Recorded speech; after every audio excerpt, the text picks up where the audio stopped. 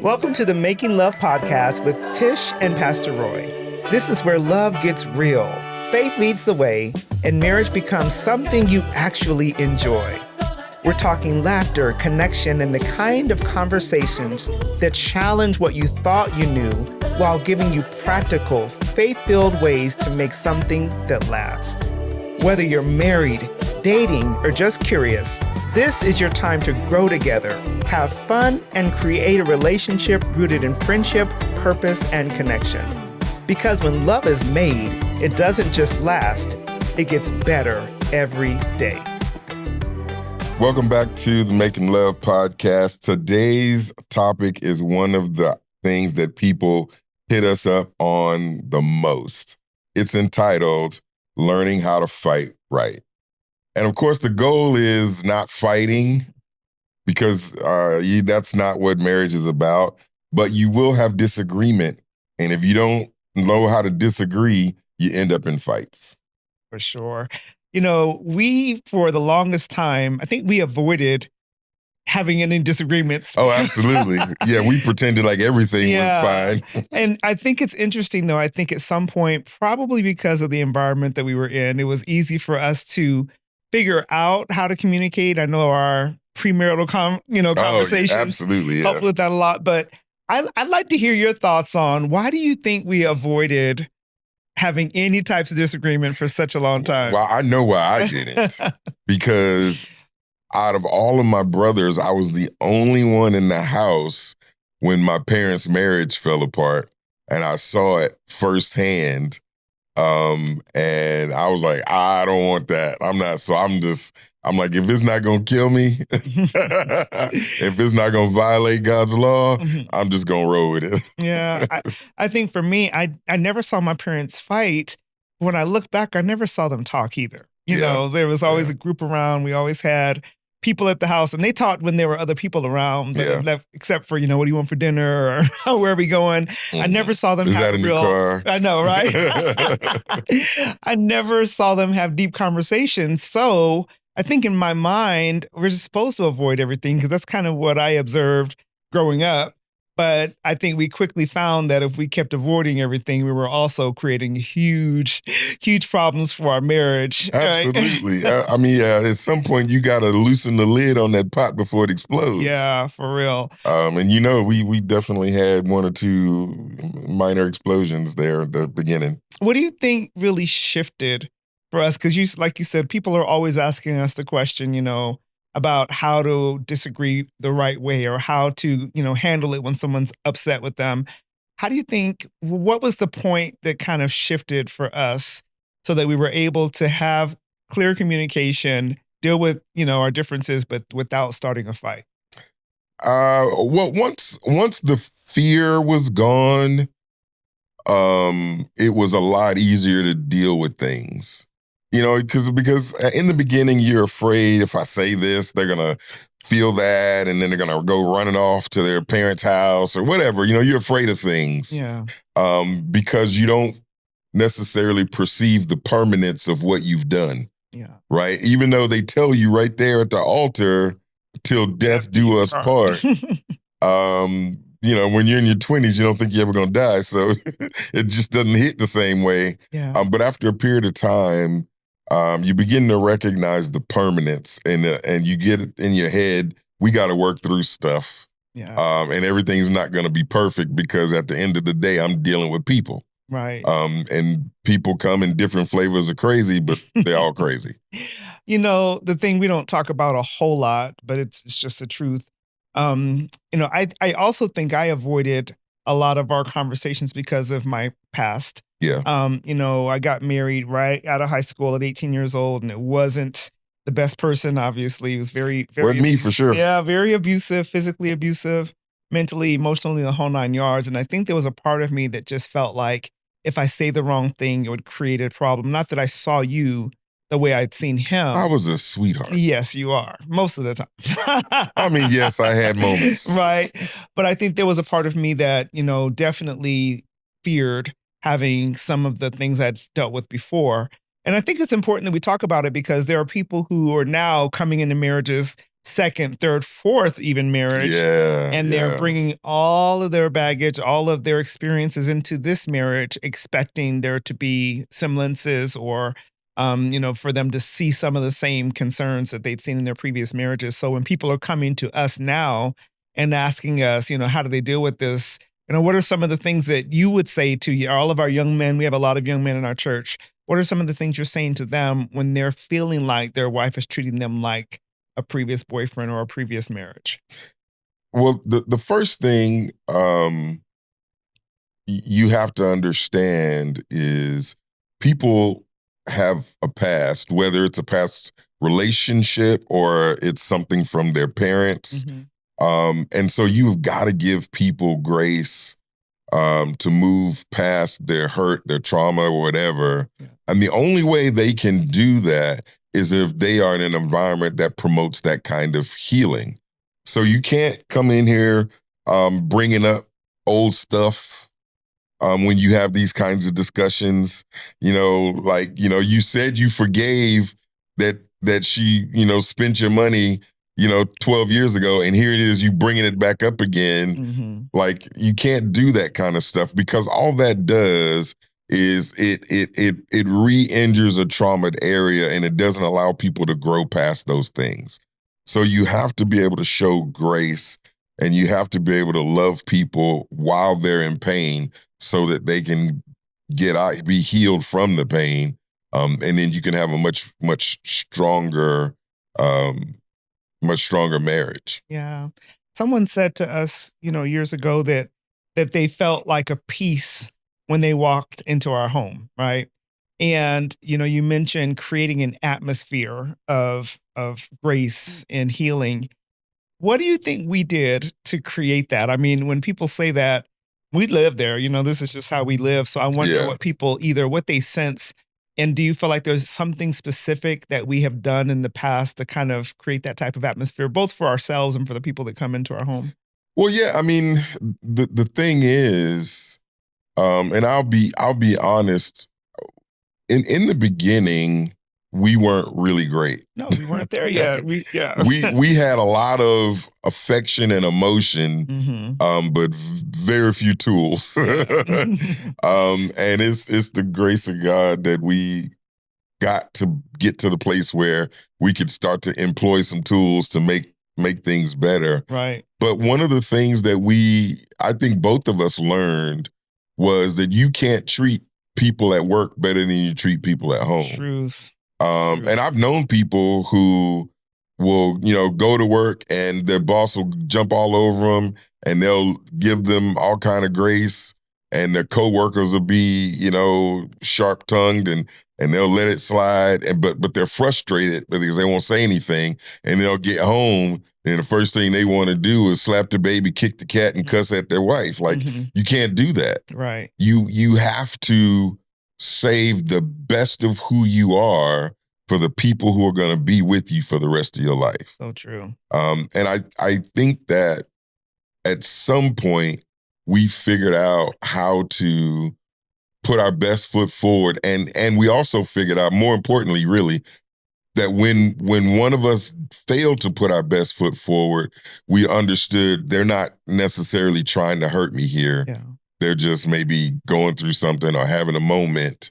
And so we would extend grace to allow those kinds of things to settle.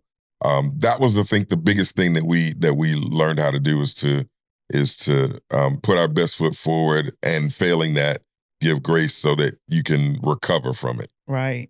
I think that on some level, when we first got married, actually probably even before that, I've always had this kind of romanticized thought of marriage. We talked about that on a previous episode. But I know that there was a part of me that felt like, everything has to be perfect. When you come home, or when I come home, we don't want to bring up hard topics or so on and so forth. But if you remember, there were things that we needed to talk about that I actually hid from me, because I was so concerned about you, blowing up or responding negatively. And so there was closets full of skeletons, bills that needed to be paid, or just things that I felt like if we have this conversation, it's going to create a problem.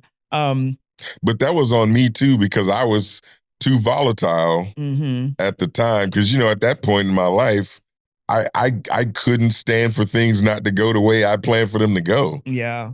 So that was on me. I created an atmosphere that wasn't peaceful. And you were just trying to, negotiate that atmosphere the best way you could. So, but some maturity helped. We learned some things. Yeah. We learned how to talk without attacking.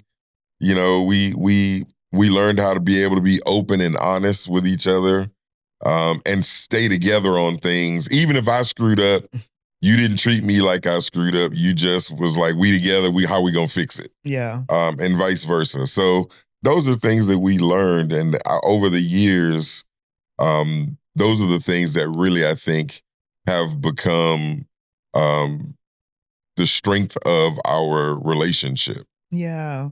What would you say was the most important, or at least top two things that we heard before we got married that gave us the tools that we needed, even though we didn't employ them right away? But what do you think we heard that was most helpful and would probably be helpful for someone else that's looking to get married? The number one thing that I heard was when we were meeting with Bishop Brown, and he told me, I know the Bible says you'll be one, he says, but that doesn't mean she's not going to be her own person. And you got to let her be her own person. And he also told me, you have to learn to love those kids, not just because they're her kids, but you have to love them like they're yours. Those two things helped me throughout, especially in the beginning. Because, in the beginning, I was crazy just trying to figure stuff out. Yeah. But those two things helped me out tremendously, because it's unconsciously, I think, you kind of want to turn your spouse into your mom or your dad or whatever. Yeah. And you can't do that. Very true. Some people try to turn their spouse into their kid, and can't do that either. No. And so, the spouse isn't a reflection of who you are. They are who they are. And they're also the one you chose to love for the rest of your life. Right. So you can't try to control that. You have to understand that. You have to investigate and learn that, so that as that person grows throughout the course of their life, you continue to know how to love them throughout the course of their life. Yeah. And stop holding them up to, well, you wasn't like that when you were 25. Well, I'm 50. Of course I wasn't. Yeah. I think for me, all of what you said, definitely. But, Mr. Beasley, who set us down and we had the conversation before we got married, and he talked about the one thing that'll stop you from fighting. Oh, I know. He said that if there's anything, it'll start some fights. Yeah, in a different way. Yeah.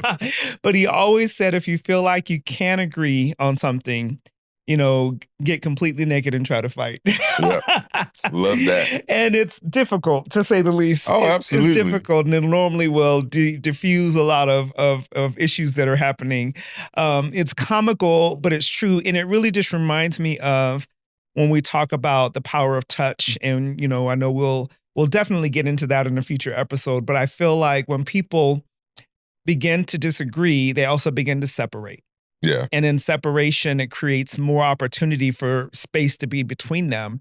And so that particular piece of advice just kind of always reminds me that in our, conversations, be it good, bad, or indifferent, we always want to make sure that we are the first priority, our relationship more than anything else. Yeah. What are before we switch, I wanted another thing that I learned, and I was trying to remember who taught me this, and maybe you'll remember, but I learned that in our discussion over whatever we disagree about, my goal shouldn't be to convince you I'm right. My goal is to lay out why I'm thinking how I'm thinking, so at least you can understand it, even if you don't agree with it. So at least I'm heard. Yeah. But my goal, I'm not trying to convince you that my way is the right way and your way is the wrong way. I'm just trying to get you to understand this is where I'm coming from so you can understand. And then one of us will have to bend to the other at some point. But it's not about proving I'm right. Right. And that's key. That takes a lot of the fight out. Right. When I don't have to try to prove I'm right and you're wrong, Mhm. I don't have to fight you then. Now I can just make my elevator speech about what I believe, and we can go get something to eat and work this out. Yeah. And I think we've done a good job of that. And even when talking to other couples, but what do we say to the couples who are just headstrong? And we've had that before. Oh, absolutely. That's when you better get in there butt naked and have a conversation. Yeah. Because there are some that are just so set in their ways. Absolutely. And want to be right. And, I'd rather be successful than to be right in most cases. Yeah, I'd rather be happy than right. Right. Yeah. In some cases it requires a little bit of compromise. What's been the biggest or the most popular, shall I say, topics that have come across our ears about the things that people tend to fight about? Oh man, people fight about all the stuff. Yeah. People, Top three. of course, people fight about money. Money. Yeah. They fight about kids. Mhm. And they fight about direction, like where are we going? Yeah. That's always because you'll have some people who their primary goal in life is their career, Mhm. and then everything is subservient to that. Yeah. Or their business, and then everything is subservient to that, which can leave a spouse feeling unappreciated. Absolutely. So those are definitely some things that people get riled up over and have a hard time coming to resolution, especially when they feel like somebody's making decisions and not including them. Right. But then when the consequences come, now I'm included. Yeah. You decided to buy that thing, but now that the bill is coming due, now it's we. Yeah. And what's interesting to me is when people are making decisions for the family by themselves. Yeah.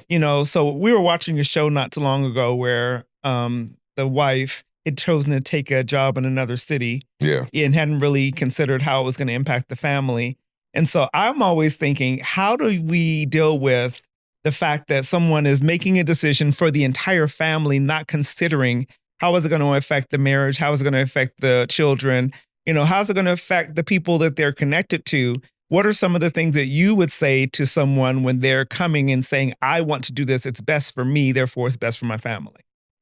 I mean, honestly, and this will not be popular, but honestly, if they're that sold and that headstrong, I'm gonna be like, do you, I'm staying here. Yeah. Because you can't prioritize what you want for your life over what we want for our life. Right. If you do that, then you're saying I'm primary, I'm first, not this marriage, not this family, it's me. Yeah. And if that's the case, you'll never be happy if you compromise. And I'll never be happy if you compromise. So just go. And I'll send you the paperwork. It's when you say, this is what I would like to do. And I understand the impact that it'll have on the family, but this is important to me. Can we talk about it? Then that says, you know what? My family's important to me and I'm willing to discuss instead of just running out and doing. That's when you have space to actually have some real conversation and talk about real compromise, because there's compromises that can be made. Absolutely. But when you just make a decision and then stick me with the consequences, that's a whole different thing. You've already said I'm not important. Yeah. And why am I going to fight to stick around with somebody who's already told me I'm not important enough to them? So true. Yeah. So no, probably not popular answer, but there it is. Yeah. And I think for me, because of my business and, I have lots of female entrepreneurs that I get to lead, I get that a lot. And it's not necessarily that they're trying to move away to a different city or, leave the family, but I definitely see where women, and I'm sure men probably as well, but I deal more with women, are making decisions about their business, which obviously includes many times, investments from the family accounts and things of that nature, making decisions about their business and not having any types of discussion whatsoever with how it's going to impact the family. Yeah. And, That's a mistake. it is. And, we've lived for, God, almost 20 years at least with me being in business. And I find it difficult when I hear others say that they're not having any conversations. It's almost like, who cares? This is my business. It's not his. Right. Yeah. And and that's never true. Yeah. I mean, and it may be that the person who owns the business runs it, right? Right. But at the end of the day, if By virtue of marriage, then it's our business. it's all one. And so many times we're making decisions, and I say we collectively in the world, right? Making decisions on things that will absolutely impact the family, but making them as though we're the only ones who will be impacted by those decisions. And that is one of the main things that will destroy a marriage, because a marriage is about two people fusing together for one purpose, going in one direction. Right. And that will generate hot arguments, because you're now saying not only are we not coming together, but we're going where I want to go, and you just got to deal with it. You go or don't. Yeah. And so those kinds of things are highly destructive for a relationship. And I don't understand people who put career and everything in front of their marriage and their family. Yeah. Because at some point, you're going to want to retire. And then that family that you ignored, you're going to be like, why won't you come around and change my diapers and talk to me while I eat my oatmeal? Because you ignored me my whole life. That's why. It's tough. It is. So as we're kind of wrapping up today, there's so much more we can talk about this. We'll have to have another episode about it. But what would you say, top 5 ways to fight right? Yeah. If we're going to have a disagreement, what are the things we need to remember, would you say? Don't use militaristic language. Okay. Right? You killing me. I can't stand you. None of that. Right? Be honest. If you're frustrated, say I'm frustrated. Say I'm hurt. Don't allow the hurt or the frustration to determine the words you use. Gotcha. Always be ready to show grace and mercy and to receive it. Yeah. And learn how to discuss without attacking. That's also critical. One more. At the end of the day, if you don't settle it now, you gotta still be able to continue to hold each other, to be able to touch and to talk about other things. So don't get so upset that you're not gonna be able to lay in the same bed that same night. Yeah. I would just add, don't allow so much space to grow between you. It becomes very difficult to come back together. Yep. And be willing to intentionally make time for deep communication. Because so frequently we're living on almost 2 separate planets while in the same house, because we're not discussing what's on our heart, what our dreams and our goals are, what are the things that we really want for our lives that are obviously going to impact the marriage. Something that I love, and not everyone may understand this part, but I'm going to say it because I think it's important. You learn most about a person when you pray for them.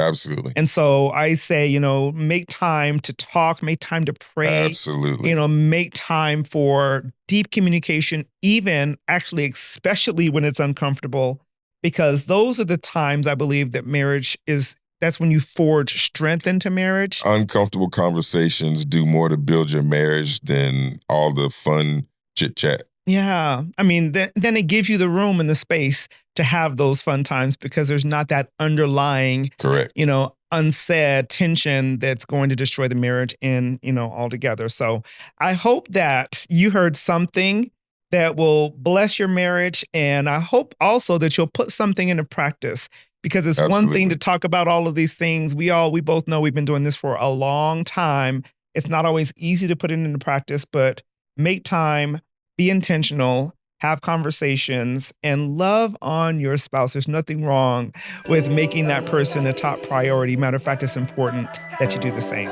So we'll see you back here next week on the Making Love Podcast. As we wrap up today's conversation, remember, marriage isn't just about getting through life together. It's about truly knowing, supporting, and enjoying one another along the way. When you create your relationship on faith, true friendship, and intention, love becomes something that grows stronger every day. If this episode spoke to you, share it with someone who means the world to you, and keep leaning into the kind of love that lasts. We'll see you next time in Love Podcast with Tish and Pastor Roy.